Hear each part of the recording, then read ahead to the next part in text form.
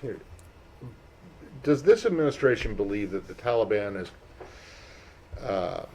upholding its end of the deal that was signed in February 2020, the end of February 2020 in Doha? So let me take a step back and offer some broader context, and I will come to that.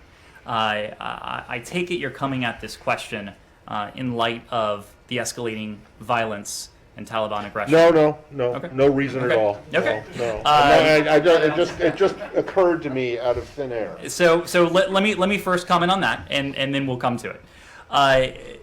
What we have seen in recent days, in recent weeks, the violence, the loss of life, the aggression, it is of grave concern. It is of grave concern to this department. It is of grave concern to the entire United States government. What we are doing around the clock is seeking to find a way out of this. And here in this department, in the Department of State, we are focused on the diplomacy that can eventually see a just and durable solution to this conflict. And as part of that, the latest example of that diplomacy, as we announced last night, Ambassador Khalilzad is currently in Doha. He is there to advance a collective international response to what can only be termed as a rapidly deteriorating security situation. He will and has already taken part in several rounds of planned meetings in the coming days. Those meetings, including one today, have and will include representatives from the region as well as beyond and from multilateral organizations to press for a reduction in this violence and a ceasefire and commitment by the part of these regional and broader governments and multilateral and international institutions not to recognize any government that is imposed by force. And this is something that you've heard me say this recently, but it is not just our contention that any government that comes to power in Afghanistan at the barrel of a gun will lack international support and international legitimacy. It is, in fact, the consensus that has emerged and that has been stated any number of times. Just last week, the UN Security Council put out a statement, the final line of which said, "The members of the Security Council recalled Resolution 2513, reaffirmed that there is no military solution to the conflict, and declared that they do not support the restoration of the Islamic Emirate." I went through last week a litany of countries, of international blocs and institutions that have signed onto this simple proposition that any government that comes to force in Afghanistan will lack legitimacy and, more practically, won't have that international assistance that any government would almost certainly need to achieve any degree of durability. So that is what Ambassador Khalilzad is there to seek to advance and seek to support. He will press the Taliban to stop their military offensive and to negotiate a political settlement.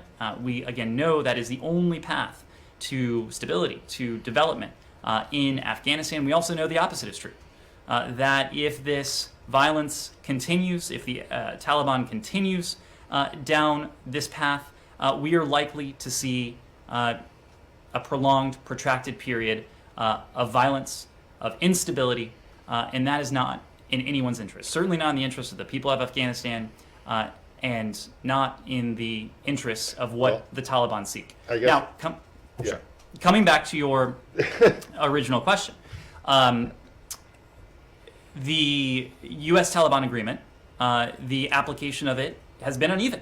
We've consistently said violence in Afghanistan, and this is perhaps clearer than it's ever been, levels of violence are unacceptably high. That is true. What is also true is that the Taliban has adhered to an important part of the U.S. Taliban agreement. but have they adhered to the whole thing? What we've consistently said is that levels of violence are unacceptably high. Now, But if but they but haven't adhered to the whole thing, do you have any recourse? Well, first of all, do you think that they are following their commitments, or are they in violation of that agreement? What's happening right now on the ground? the levels of violence are unacceptably high. That What's means happening? nothing- What's that happening means on the nothing. ground? Is that a violation? Is unacceptable and is not in the Does spirit. that violate the deal that Zal negotiated? You got him back there now, and if the Taliban are in violation of the agreement that they signed with him in February and Secretary Pompeo in February 2020, then why would you ever believe that that anything that he could do there now would make any difference on the ground? But the main question is, are they violating the February 2020 agreement? Certainly, the levels of violence do not appear consistent with what the Taliban pledged in that agreement. Let me make another point, though. There is another important element to that deal that is important for two reasons. And that, of course, is the proviso that they not target U.S. or coalition forces. The Taliban had not done so. That part of... So they're adhering to that. That part of the agreement... So are they in violation of any other part of the agreement? But that's a very easy question. Let me get to why that's important. That's important for a couple of reasons. One, it suggests, because the same people on the Taliban side and the same people on our side who negotiated that 2020 agreement have been engaged in dialogue, engaged in discussion. And so the fact that an important element of the U.S.-Taliban agreement has been upheld suggests that, contrary to some speculation, what happens in Doha does have an impact on the ground in Afghanistan. It does suggest that there is room for diplomatic progress to be made. And that is what we are seeking to do. We are going to exhaust every diplomatic avenue because we know the stakes if we fail to do that. The Afghan people know the stakes if there is not a negotiated agreement and a ceasefire that is put in place. But there's another reason that element of the U.S.-Taliban agreement is noteworthy. And this gets back to the decision that you heard directly from President Biden. The idea that the United States could have maintained a significant military presence in Afghanistan, and that we would have found and encountered conditions that were just as we would have found them on April 30th of this year, going into May 1 or May 2nd, that was just not tenable. It was not in the cards. And it was not in the cards because, according to that agreement that was negotiated by the United States, not this administration, but the previous one, if our forces remain there in great numbers after May 1, they could again have become targets of violence. This president places great priority, the greatest priority, on the safety, the security, the well-being of our service members. So the idea that a force of a couple thousand U.S. military service members either would have been able to remain in Afghanistan with the status quo, or frankly that a force of that size would have been able to stand in the way of what we are seeing now. Both of those propositions are hollow, and they're hollow for the very simple reason that... They're also unprovable, and I'll stop so other people have questions. Follow up, or do you want to... Okay, sure. An EU official has said the Taliban now controls 65% of Afghanistan. Given its rapid takeover, is there any hesitancy or second thoughts with the U.S. thinking over Turkey's effort to run the Kabul airport? Taking Turkey's efforts to run the Kabul airport? What that gets to, what the Kabul airport represents, is something more than you might say most airports. It's more than air travel. It's more than commercial travel, certainly. A secure operational airport, we feel, is integral to our ability to have a functioning diplomatic presence on the ground. So the safety and security, the continuing operation of that airport, it is of high importance to us. We are grateful that our Turkish partners have indicated a willingness to play a role in protecting that. Of course, Afghan security forces have an important role to play too. But nothing that we have seen diminishes the importance we place on a functioning, safe, secure Hamid Karzai International Airport. Have you picked up any hesitancy from the Turks on this issue? This is an issue that we've discussed, including at the highest levels, with our Turkish allies. President Biden, of course, discussed it with his counterpart, with President Erdogan. The department has discussed it at multiple levels. It is now principally a discussion that the Department of Defense is leading. As we always do, we keep those discussions in confidence, but we do appreciate Turkey's willingness to take on an important role. Following up, Yep. thank you. Following up on the U.S. Taliban agreement, to be more specific and try to get an answer, isn't the Taliban violating the commitment not to attack cities and towns that was in the annexes of that agreement? That gets back to what we have consistently said. Levels of violence are too high. They are unacceptably high. That is why we are focused on diminishing the level of violence. We are doing this diplomatically. The State Department certainly is. But of course, the Afghans have a role to play, an important role to play. Perhaps a more important role than they have had to play over the past 20 years. And the other point is that, yes, the Taliban have made gains. Yes, the Taliban has inflicted horrific violence on their country, killing their fellow countrymen and women in the process, seemingly indiscriminately. At the same time, we've made this point before, but the Afghan government, the Afghan National Security Forces, far outnumber the Taliban. 300,000, a capable fighting force of 300,000 troops, an air force that has modern weaponry, that has been trained by the United States, that just recently was provided with additional equipment. They have special forces. They have heavy equipment. So they have a capable fighting force. For our part, we continue to support Afghan security forces. We're committed to supporting those forces well into the future. You just look at what President Biden has requested in his budget request, $3.3 billion for the support of the Afghan security forces. That is a clear indication of our continuing support well into the future for these Afghan national security forces. Was the withdrawal of the U.S. forces condition-based withdrawal? And if yes, would you say that the Taliban are respecting their conditions of the withdrawal? Was our withdrawal conditions-based? Yeah. No, our withdrawal was not conditions-based. For the simple reason that it was preordained that a conditions-based withdrawal was essentially taken off the table. This administration could not, this So why president... make a deal? I'm sorry? So why make a deal if there was no conditions to the withdrawal? The deal closed the door on a conditions-based withdrawal. It's a very important point. The U.S. Taliban agreement stipulates a number of things.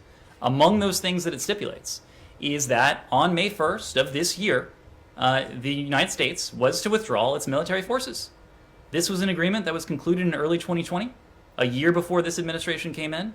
It was an agreement that, as President Biden said when he announced the military withdrawal, it's a deal that this administration probably would not have made, certainly not in all the detail.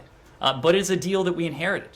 And so that gets back to the point that it was never an option for the United States to maintain its forces, or I should say it was never a viable option for this president, a president who prioritizes the safety, the security, the well-being of our service members to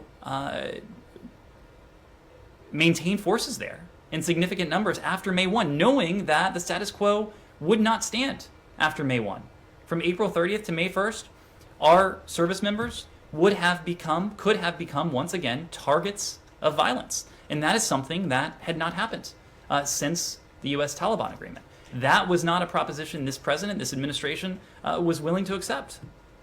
Just one last on Afghanistan from me.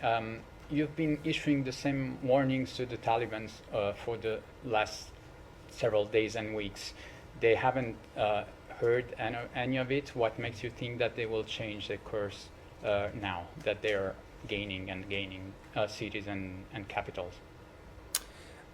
Look, we have been very clear where we stand, but also where the international community stands.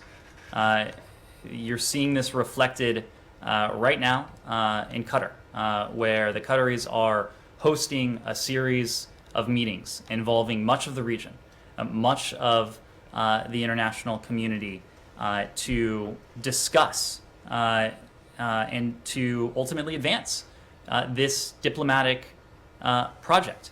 I think there's also a misconception that in order for negotiations, peace negotiations, to take place, there is the requirement that there be peace on the ground. In fact, if you look back through history, very rarely have peace negotiations taken place when peace is present on the ground. What we're seeing is levels of violence that are of grave concern. They are certainly not within the spirit of the U.S. Taliban agreement.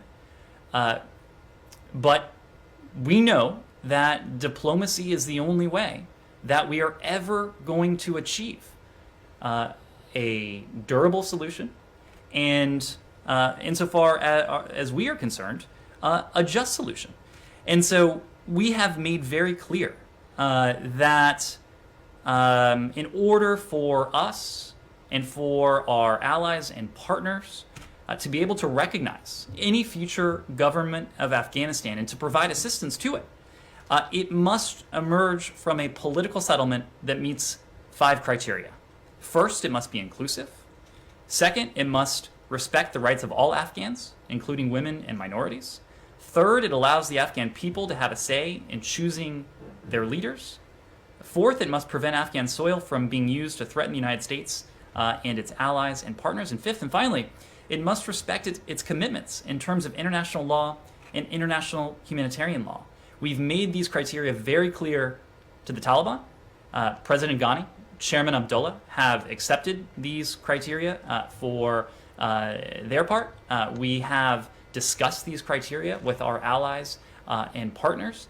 And for us, this will be the roadmap for recognition and for assistance to any future government of Afghanistan. It's not, again, not just us. It is the countries in the region and well beyond that espouse this. Nick. So is there any circumstance under which the administration would consider stopping or reversing the troop withdrawal? Is there anything that the Taliban could do that would force this administration to do that, or are troops coming out no matter what? Well, this gets back to, I think, what we were talking about before, but let me just say, every commander-in-chief faces difficult choices. That's really the nature of the role of commander-in-chief. If something reaches the desk of the President of the United States, any number of hundreds or thousands of people have probably molded over before with some degree of lack of consensus or consternation. President Biden made a very tough decision. He was clear that after 20 years of conflict, after our service members had accomplished the task that had been asked of them initially, the decimation of the network responsible for the 9/11 attacks, bringing Osama bin Laden to justice over 10 years ago, it was time for our troops to come home. But the other relevant piece of this is that it gets back to what was in some ways preordained. The status quo was not an option. If we hadn't announced a plan to extend our military presence or sustain it indefinitely, there was a risk, a not insignificant risk, that our service members would once again become the attempted targets of Taliban attacks and Taliban offensives. offensives. But so, in other words, what you seem to be saying is that it's okay if the Taliban don't abide by their part of the deal because you're acknowledging that the levels of violence are too high, but then at the same time you're saying, listen, we had to abide by our promises under this deal, even if the Taliban did not abide by their promises. No, what we're saying is that President Biden decided very firmly that our military service members would not be bargaining chips, that Right. their lives would not be used as leverage for what we would all hope and seek to achieve in Afghanistan. So are you then, okay, the U.S. maintains troop presences in countries all over the world, indefinitely. I would caution against comparing what U.S. forces Korea face and what our service members in Afghanistan would have endured after so May. the final question for me then is, is there an assessment now in the administration that essentially the process of the peace negotiation with the U.S. was essentially a gambit by the Taliban to get U.S. troops out, and once U.S. troops were out, they recognized that you would have no leverage to stop their advance, which seems to be exactly what happening. Do you still believe that they negotiated with you guys in good faith? Well, of course, this agreement was concluded in 2020. So with the U.S. government, of course, and that's why one of the reasons why it was important to honor it. But look, the idea that we don't have leverage, or that the Islamic Republic, the government of Afghanistan, doesn't have leverage, that's just not the case. The United States continues to have leverage. The international community, working closely with us, continues to have leverage. And the Afghan government has tremendous leverage. Part of that is the numerical advantage that I spoke to before. 300,000 troops in Air Force, Special Forces, heavy equipment, training, a commitment of partnership, continued support from the United States, $3.3 billion in the budget for continuing support to the ANDSF. So the idea that the Taliban advance, continued Taliban advance, is unstoppable, that there's nothing that can stand in the way, that we'll just have to watch it unfold, that is not the reality on the ground. Connor. Just follow up on that and two other questions. You can't compare the situation maybe to South Korea, but we have U.S. troops in Iraq who are under near constant rocket fire as well, and they're there to keep the situation stable against ISIS, a terror group. So how is that any different from what's happening in Afghanistan, and why pull U.S. troops out of one country to leave them in another? It's very difficult and dare I say impossible to compare one country to the next. You're right that U.S. Service members are in Iraq at the invitation of the Iraqi government in order for one mission and one mission only, and that is in partnership for the counter-ISIS mission. We have similarly, when it comes to Afghanistan, been very clear, and this is one of our criteria that we have made clear to the Taliban. The president has made this clear to the American people and the international public, that we are determined that Afghanistan will never again become a staging ground for attacks against the United States. We believe and we are confident that we can do that through resources and capabilities that are so-called over the horizon, that aren't stationed in Afghanistan, but that we can call upon at a moment's notice to disrupt a threat as it emerges. The fact is that the security risks, that the danger that our service members would have been exposed to after May 1, when the Taliban would have deemed us to have been in violation of that agreement, and our service members would once again, could well have once again become targets of attack. That is not a proposition this president was willing to accept. It wasn't a proposition because this president prioritizes the security, the safety, the well-being of our service members. But this... Except in Iraq then, where they are under constant threat from rocket attacks as well. The dynamic is entirely different. There is not an analogous situation on the ground. There is not an analogous agreement that was reached between, and even the idea of it sounds laughable, between the United States government and ISIS. There is no analogous U.S.-ISIS agreement. It was pretty laughable not so many years ago that there would ever be a deal between the U.S. and the Taliban. Just a second Yep. Question then. You talk consistently about the Taliban paying a cost in the future, that they would be an international pariah, there would be no international assistance. Why haven't you imposed a cost on the Taliban now for what's happening? Why haven't you imposed some sort of cost on their leadership for the atrocities that you say that their group is committing for the ongoing offensive? It's a good question. All tools, we have not taken any tool off the table except for this military presence on the ground.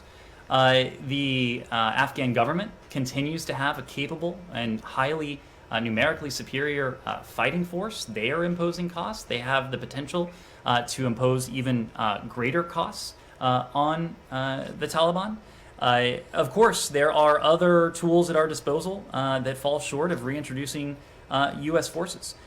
We have not ruled any of those out, and so if it's appropriate for us to use them, we won't hesitate to do so. Just one last question. It's 3 weeks now until the military withdrawal is supposed to be complete. The administration is committed to relocating 4,000 Afghan SIVs and their families, and that process hasn't started.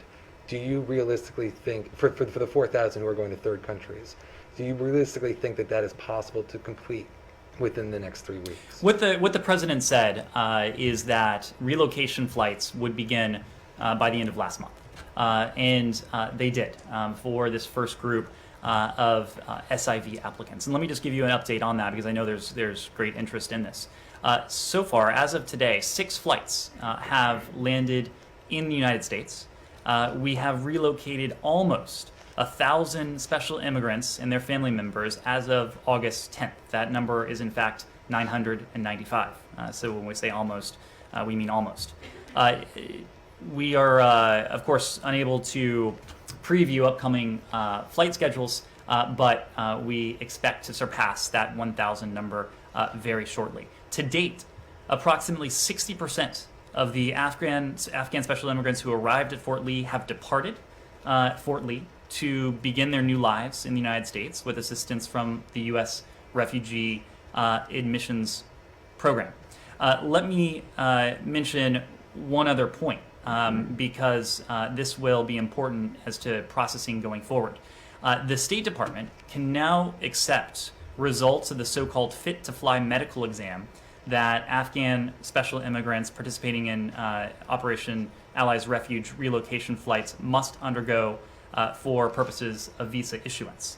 And so this accommodation has made it possible for more applicants to enter the United States with a visa in hand, conferring upon them lawful permanent resident status upon admission to the United States as a first-time arriving immigrant, and therefore negating the need for them to undergo additional processing at Fort Lee.